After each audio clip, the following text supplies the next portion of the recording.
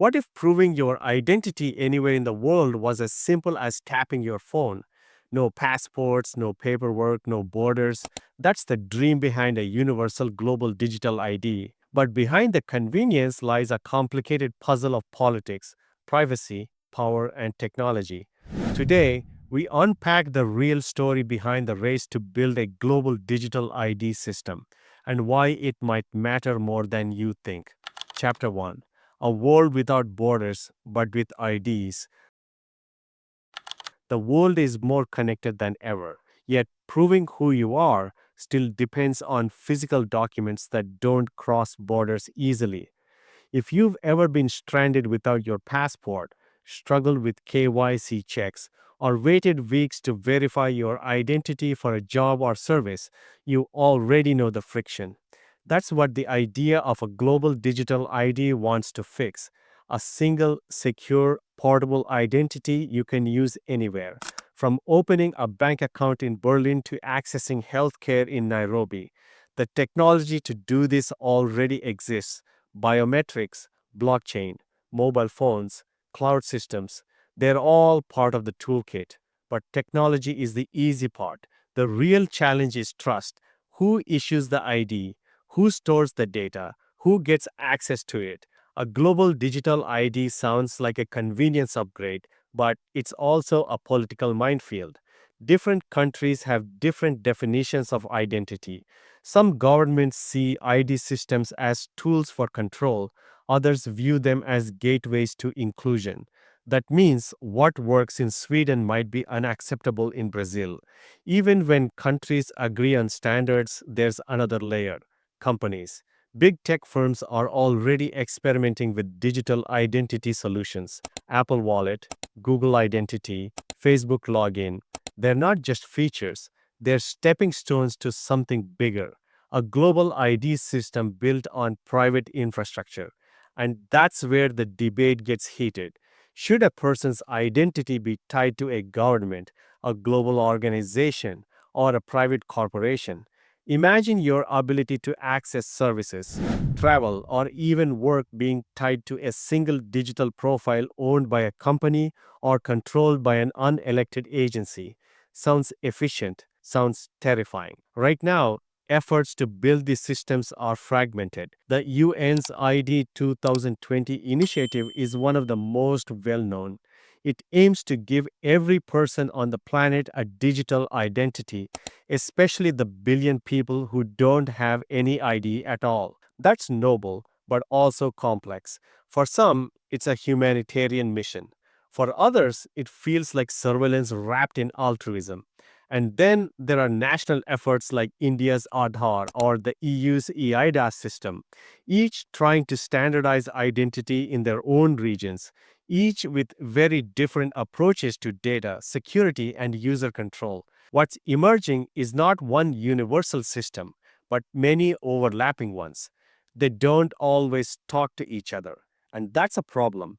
Because in a world where everything from travel to banking to voting could rely on digital ID, fragmentation becomes friction. You might need five different digital identities just to live a normal global life. This is where the idea of a universal ID gets traction. One ID to rule them all, one system that works across borders, platforms, and cultures.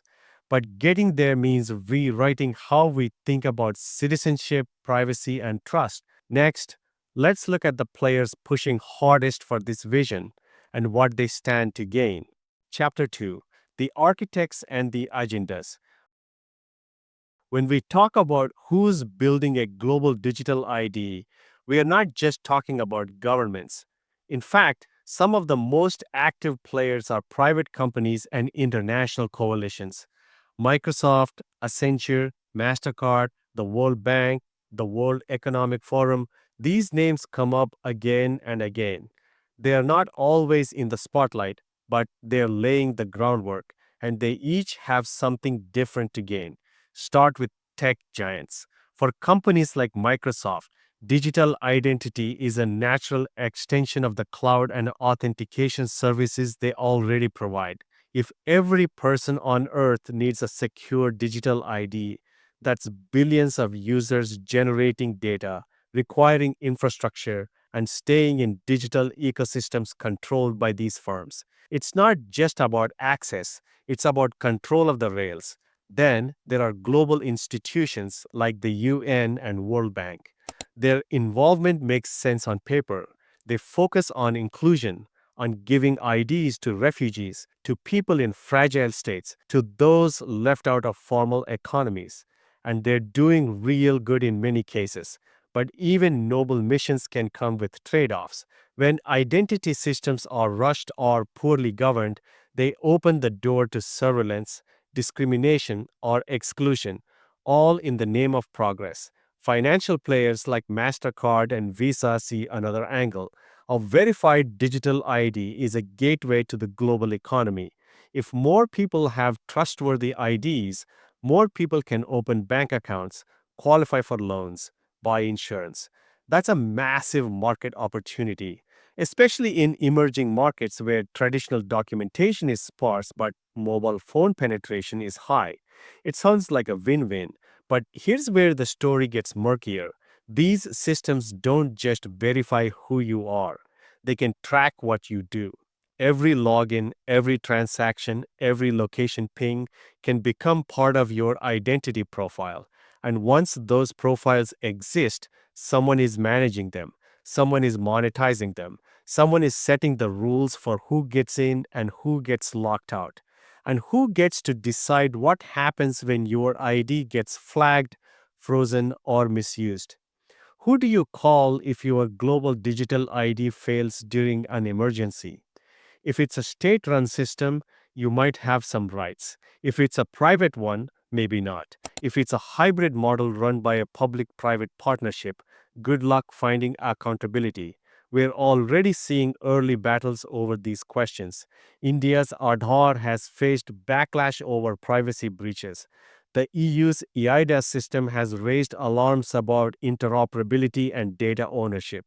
Even relatively successful rollouts like Estonia's digital ID system show how much depends on trust in institutions and how quickly that trust can be shaken. But what's most concerning isn't just what exists now, it's what's coming next. The combination of AI, real time biometrics, and decentralized tech means digital IDs could evolve into living profiles that constantly update based on behavior. Imagine your access to services changing because an algorithm detects a risk pattern in your actions. That's not science fiction. That's already being tested in credit systems and border control. There's also the geopolitical layer. If a universal digital ID is built, who sets the standards? Right now, Western institutions dominate the conversation, but China is building its own digital identity systems and pushing them through infrastructure projects in Africa, Southeast Asia, and beyond. There's a quiet race happening. Competing models of digital identity, backed by different values and political systems, are spreading. The winner could define what global ID looks like for decades. So, yes, this is about convenience, but it's also about governance, about sovereignty, about who gets to define the digital version of you. Next, we'll look at the risks and resistance, because not everyone is signing up for this future, and for good reason. Chapter 3: Resistance, Risks, and the Road Ahead. Not everyone is lining up to get their digital identity stamped and stored. In fact, the louder the promises get, faster services, better security, global access, the more people are asking, at what cost?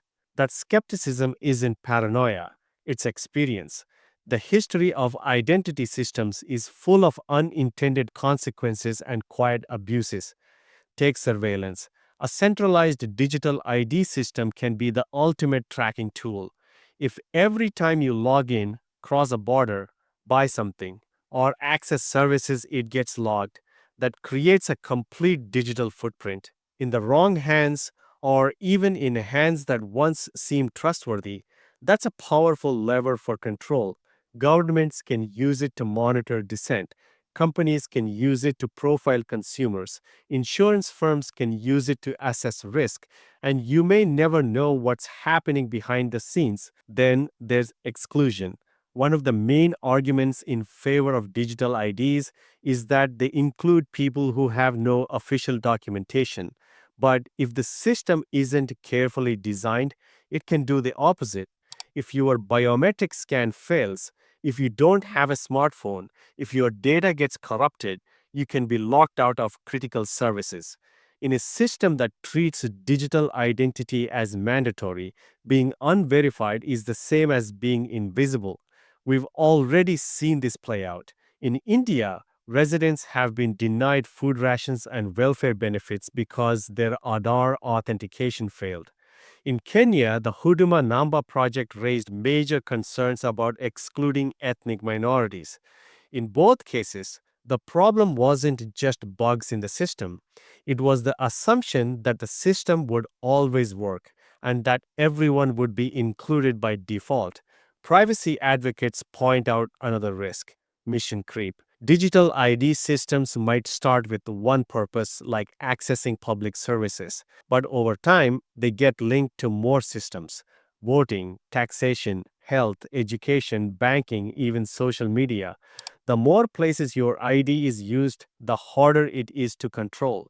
You can't delete your digital self. You can't start over. And often you can't opt out.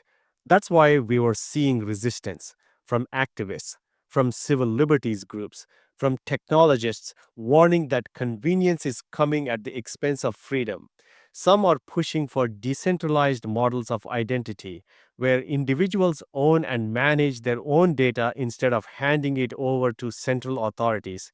Others are demanding legal safeguards, transparency, and the right to be forgotten.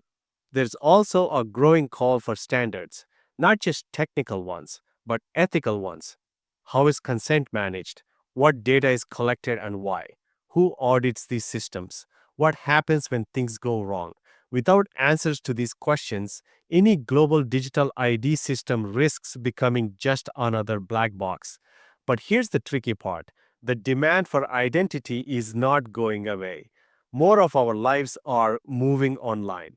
Borders might stay in place, but digital systems are crossing them faster than ever. From migration to finance to health, identity is becoming the key to participation. The choice isn't between digital ID or not, it's about what kind we build. So the road ahead will be messy. There will be competing systems, conflicting values, overlapping jurisdictions, but there's still time to shape what comes next. A universal global digital ID doesn't have to be dystopian. It could empower people, increase access, and simplify lives if it's built with transparency, accountability, and real public input. What matters now is not just who gets a seat at the table, but who sets the table in the first place. The decisions being made today will define the boundaries of identity, agency, and access for billions of people tomorrow. Thanks for watching. Check out the references in the description to explore further.